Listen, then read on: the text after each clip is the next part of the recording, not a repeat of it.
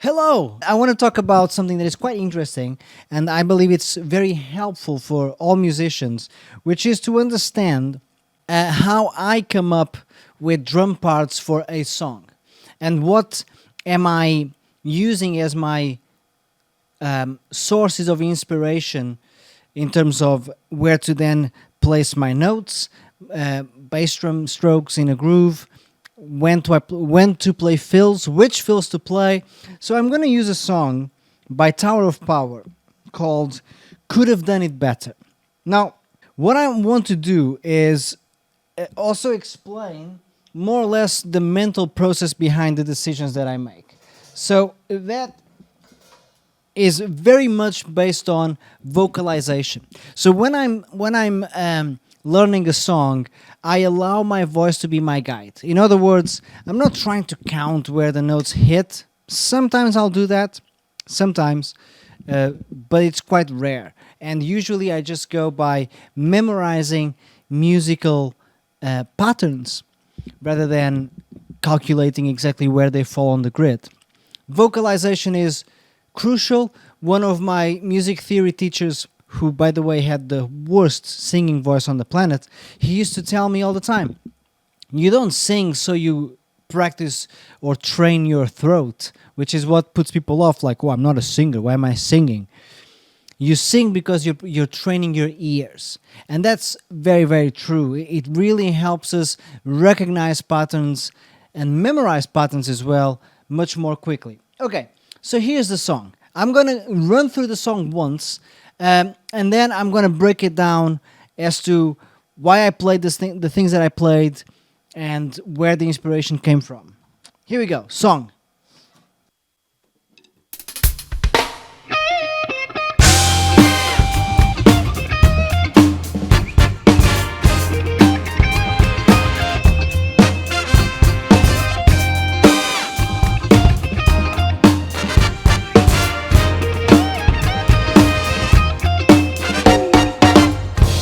Set free, didn't have a care. Lots of pretty girls everywhere.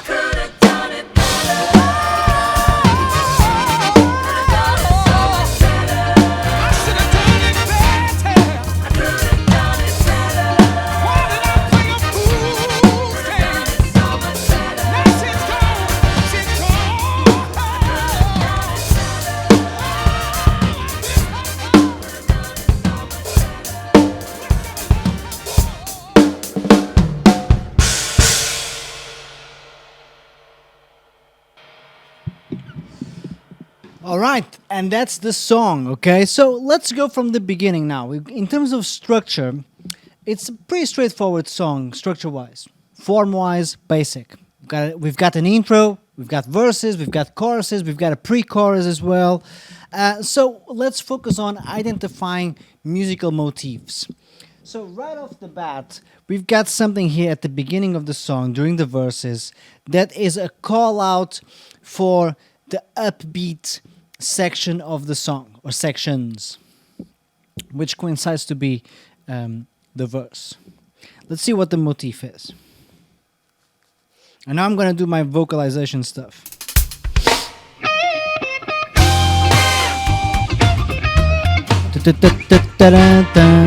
Okay, that's a musical motif. Dun, dun, dun, dun. Down. Dun, dun, dun. Da-da-da-ba-ba-da. Okay, and again. Ba-da-da-ba-ba-da. Dancing free, didn't have a care. Dun, dun, dun, dun, dun. It's still there, more subtle. Everywhere. Dun, dun, dun, dun. I was only out to get my share. Bum, Then bum. I Now, saw here in the chords, there's a bit of a dip, and this is important because that's gonna be, in this case, the harmony dictates the mood of the song, and us as drummers, we need to be able to orchestrate accordingly. We can't just hold on to that groove blindly, and I'm just gonna be a human metronome. That's fine to an extent, but we also need to be musical, and songs have a very strong component of storytelling. This song is a classic story of boy meets girl. He's all single and having the good life until he sees that special one, right? And whenever he brings up her, the special one, the mood changes because he starts to realize that maybe his lifestyle is not going to help him out, help him get the girl, right? If he's going to be all, single and nasty. lots of pretty girls everywhere. Bum, bum, bum, bum. But I So was here's the dip only in mood. out to get my share. Dun, Then dun, I saw And here I play a crash to really create that spread. Da-da-da-da-da-da, boom. I Back felt to the so groove. hard, like a Dun, ton dun, of bricks. dun, dun, dun, dun. And here, I was up to because the motif is still there, but there's voice, there's singing going on. We don't want to run over that, so I just very simply, very subtly put it on the bass drum. Dun, dun, dun, dun. Just like that. We don't need motif. We don't need that. Sometimes I'm gonna sort of sync up my fills with the motif, but it can't be all the time. Otherwise, it starts to become a bit amateurish. Okay, let's continue. my usual tricks. I have to go out there just to get some kicks. Dun, Then dun, I psh. There's the dip again. Crash. And repeats. Boom, boom, psh. And now. Okay, so there's a little horn section phrase there that I'm gonna steal to create a drum fill. Okay, so again, vocalizing really helps us because it's not about counting beats, it's about recreating what's coming from a different instrument. Let me just rewind a bit.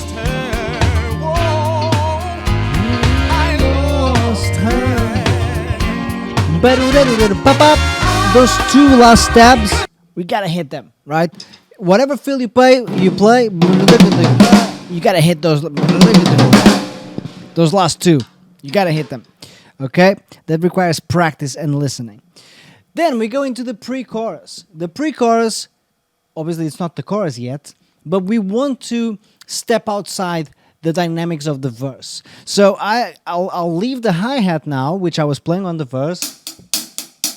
And if you need to, then at the end you can re-watch what I've played at the beginning of this video with all the information that you have now. So I'm going to move over to the right cymbal, but I don't want to max out. I don't want to peak just yet because I still need headroom to then go for the chorus. So I'm going to play on the right, yes, but very gentle, just with the tip of my stick in a kind of almost jazzy way.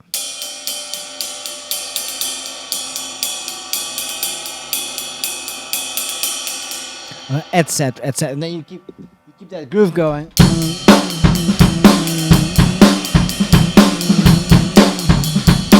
Now, during the pre-chorus, there is no musical motif.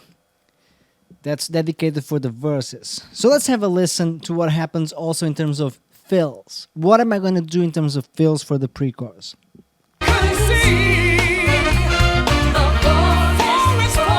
Listen to this. Okay, so there's a little horn section phrase again. Okay, and you can play that almost however you want as long as you hit those notes, right?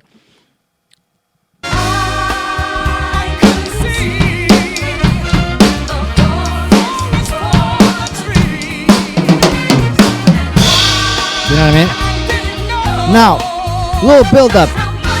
A little disclosure here, by the way. Many of the things that I'm telling you that I'm doing, fills, grooves, and this and that, it's not what Garibaldi is doing on the record. This is my interpretation as if I were the drummer. And if you know me by now, you know that that's my philosophy always. Always try to think as if you were the drummer. It's cool to learn grooves, from the masters, Steve Gadd, Garibaldi, whoever. It's really awesome. But it's awesome if you're doing it to expand your skill set and then create your stuff on top of that, right? Bring your flavor into it. So here I go into a bit of a build-up section where I just play basically four on the snare. And then there's a couple of stabs there at the end. Pop, pop. Let's have a listen.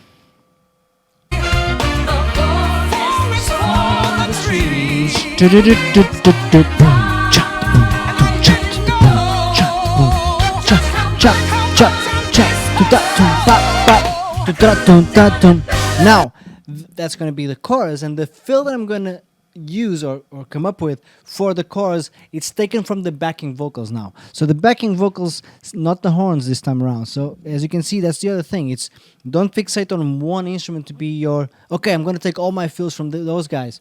No, not necessarily. The song will tell you what to play. You don't tell the song what do you want to play. The song tells you what to play, and if you're listening, you'll pick up on these little cues, right? So the backing vocals give us basically a vocal fill, right? And I'm going to tag my fill along to that.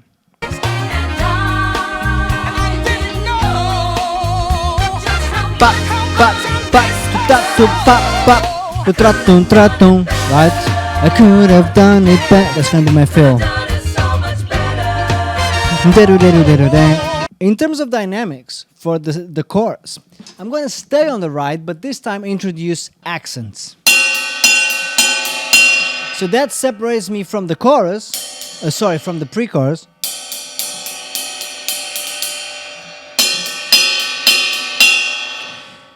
And then there's a couple of horn stabs that you can hit with the bass drum. You don't have to. Those are kind of, secondary, but they're there. Ding, ding, ding, ding,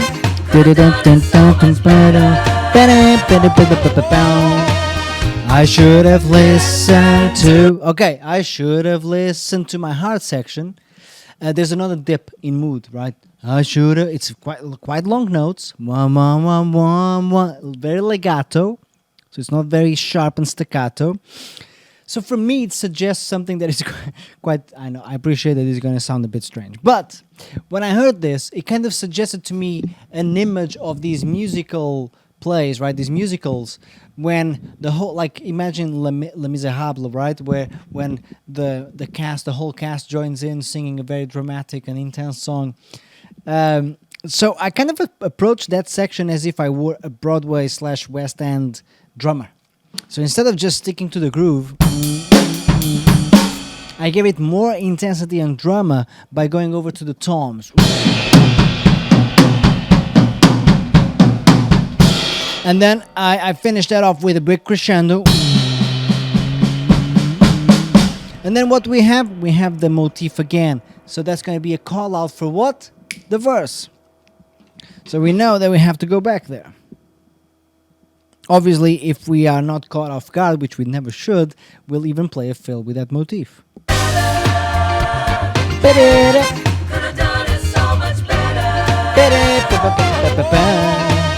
I should have listened.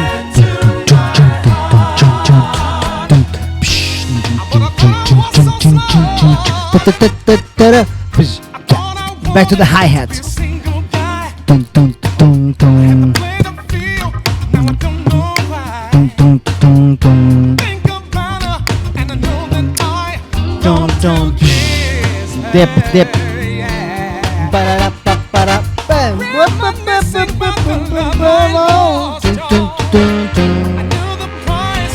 Dun, dun, dun, dun, dun, dun. Subtle here. And the summer sun is And now the dip. frost. Dun, dun. There's a bit of a triplet vibe there. I miss her. Whoa, whoa. Pre-chorus. Don't forget those steps for that film. Soft ride.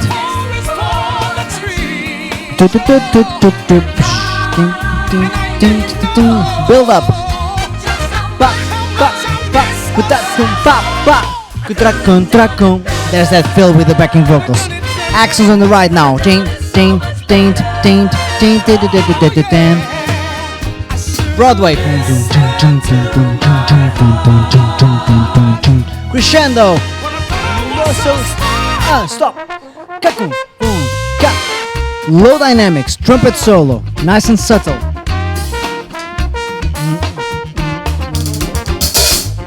Ah.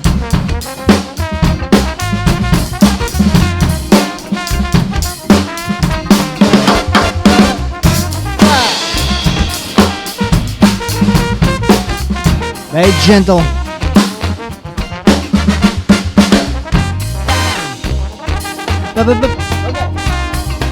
Now let's recognize the importance of vocalizing once again. I'm gonna vocalize that trumpet solo, which you guys might think like, why? Why would you do that? The guy is obviously just jamming and improvising. Well, it tells me the story of the solo, so I always know where it's going, so I know when to emotionally react to certain sections. Let's go back a bit.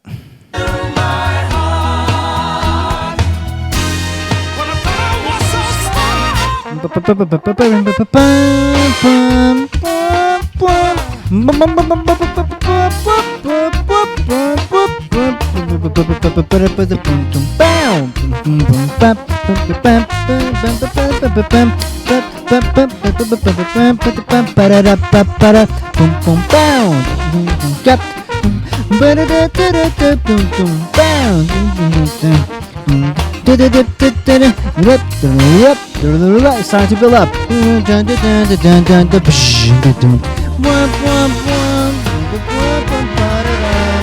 You gotta hit those stabs. Pre-chorus. Soft ride.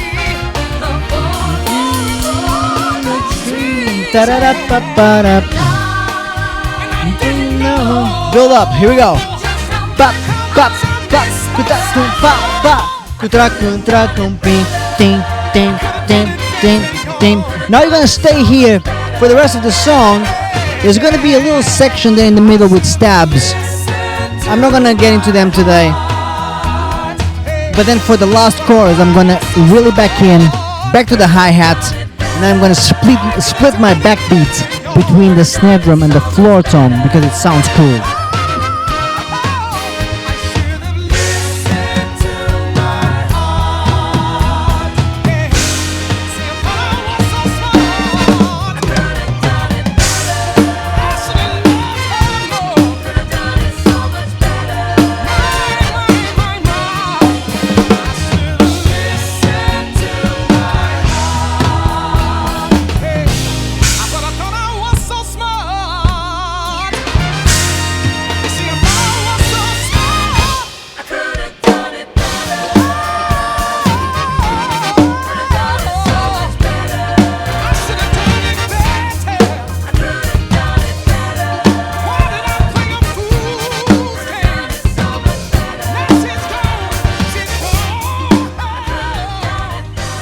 And that's gonna be the song, right? Now it just goes into fade out. And that is how I think basically when I'm listening to a song that I want to create my own interpretation of it, which I would say that it's everything you play, make it yours. Make it yours. Always play as if you were the drummer, because odds are you're gonna get actually much closer to what the song needs, rather than if you're just following the gist of it by listening to the drums only. If you broaden your understanding of why that drummer came up with that stuff, because you gotta remember, right? Like if you're coming up with drum parts in a band, well, there's no other drummer for you to steal ideas from. Right? So whenever we become very record dependent and we only listen to what the drummer's doing, we are really going to struggle to work in the context of a band being the only drummer in the band, right? So if you start to actually broaden your scope, and you start to listen like, okay, what's the horns doing? What's the guitar doing? What's the bass doing? What's the singer doing? Then it gets much easier to come up with parts that are not only interesting, creative, but also respectful of the space in the song, the spaces that you have, and the spaces that your bandmates also need in order to perform properly. And I hope that helps. That's a little video for you to keep you going. Let me know your thoughts on this, and I hope you're well, and I'll speak to you soon. Take care. Bye-bye.